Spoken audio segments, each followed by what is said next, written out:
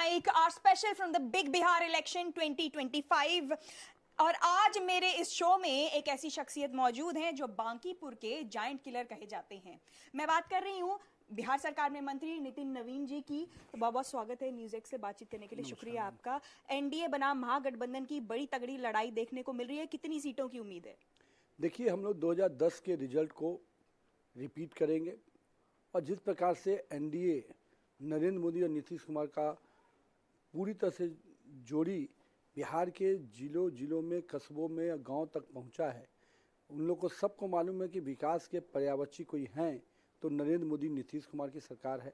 तो आज हर जनता को नरेंद्र मोदी और नीतीश कुमार पे विश्वास है और मुझे लगता है कि इसका असर पूरे चुनाव में उनके काम करने के तरीके, उनके ट्रांसपेरेंसी, उनका अपना सुशासन की सरकार चलाने का तरीका डेफिनेटली जनता के लिए बहुत ज़्यादा है और मैं बहुत अलग तरह का संबंध बना रहा है। वहीं महिलाओं के साथ दोनों लोगों का जो एक सुरक्षा का एक संबंध स्थापित है, एक सहयोग का, वो भी इस चुनाव का इम्पैक्ट करेगा। जी सर, आज एक बहुत बड़ी प्रेस कॉन्फ्रेंस दिल्ली में हुई। राहुल गांधी जी का कहना है कि 25 लाख वोट जो है हरियाणा इलेक्शन में चोरी हुए और हमारी सरकार को चोरी किया गया। उनका कहना है कि कई सारे वोट जो है जो डुप्लीकेट पाए गए और कई ऐसे थे जो फर्जी थे। क्या कहेंगे? देखिए, राहुल बाबा के बोलने से कोई फर्क अब जनता में नहीं पड़ता है, क्योंकि उनके वोट बोलने का कोई आधार ही नहीं होता है। जब चोरी हुई तो हिमाचल में क्यों नहीं चोरी हुई, कर्नाटका में क्यों नहीं चोरी हुई? जहाँ उनकी सरकार नहीं बनती वहाँ चोरी हो जाती है, जहाँ सरकार बन जाती है वहाँ चोरी नहीं होती है। ये कोई मतलब है क्या? अगर चोरी करके ही सरकार बनाना हो तो कर्नाटका में हम सरकार नहीं बना लिए होते, तेलंगाना और तमिलनाडु में सरकार नहीं बना लिए होते। ये उनको समझ नहीं आता है। राहुल बाबा क्यों पप्पू कहे जाते हैं, इसका बहुत क्लियर मीनिंग है कि राजनीति में इस लेवल पे आने के बाद, नेता प्रतिपक्ष बनने के बाद भी बातचीत का कोई आधार नहीं दिखता है। और मेरा ये मानना है कि वो व्यक्ति हमेशा जब बोलता है तो उसका लाभ एनडीए गठबंधन को ही मिलता है। एक उन्होंने ब्राजीलियन मॉडल का जिक्र किया कि उस एक महिला का जो है अलग अलग नाम से 22 जगह अलग जगह वोट पड़ा है। और उनका ये उन्होंने बिहार के भी कुछ वोटर्स से को मीडिया के सामने रखा जिन्होंने कहा कि हमारा भी नाम। मैं आपसे कहता हूं कि राहुल बाबा की इतनी बड़ी पार्टी है जिसको तथाकथित आज़ादी के समय की पार्टी कहे जाते हैं। बिहार में 73,000 बूथ थे अभी के पहले। 73,000 बूथों में आपके बीएलए बने होंगे।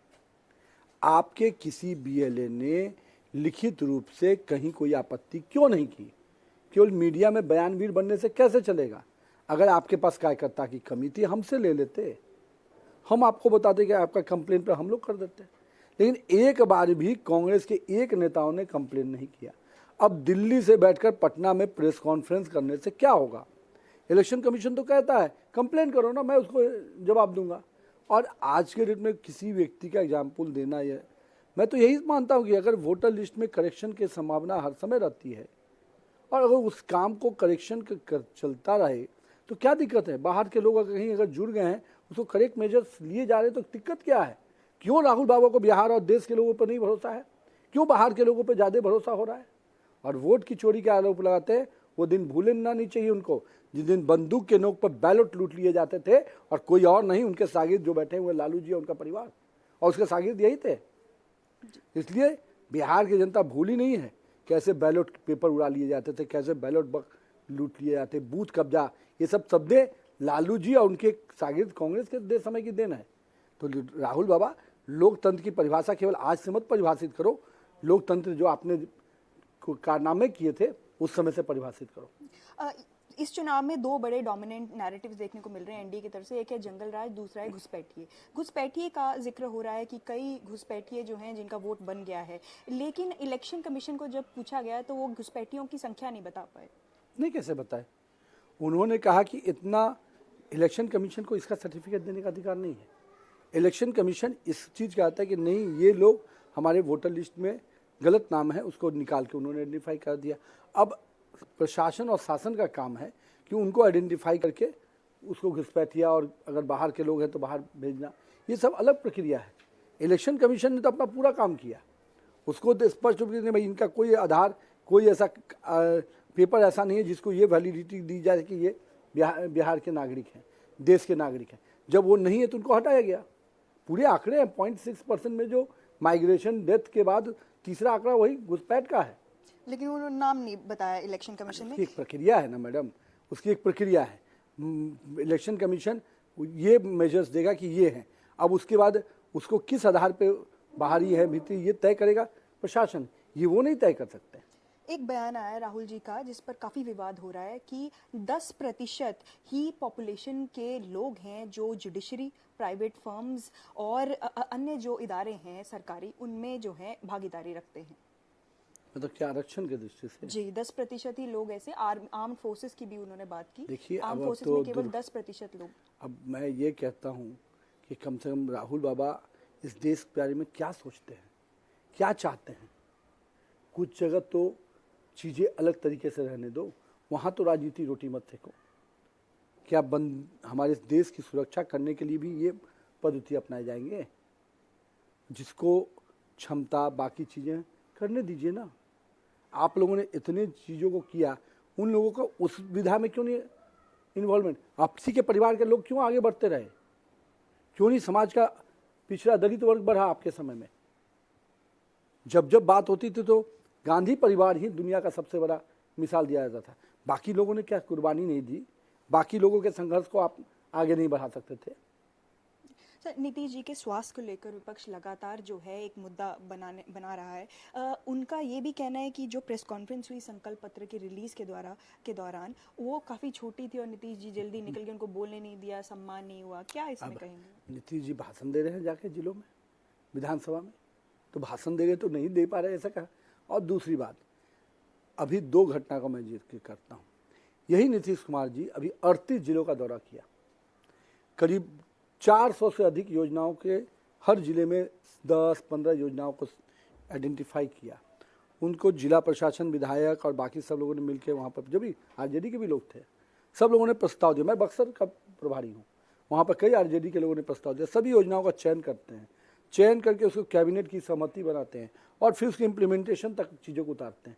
अब आप बताइए, जो व्यक्ति 38 दिन में दौरा करके योजनाओं का चयन करता है, काम कराता है, उसका इम्प्लीमेंटेशन करता है, और एक व्यक्ति जो अपने आप को युवा कहता है 5 दिन के सदन में 2 दिन आता है और 3 दिन घर में सोता है, तो कौन है युवा?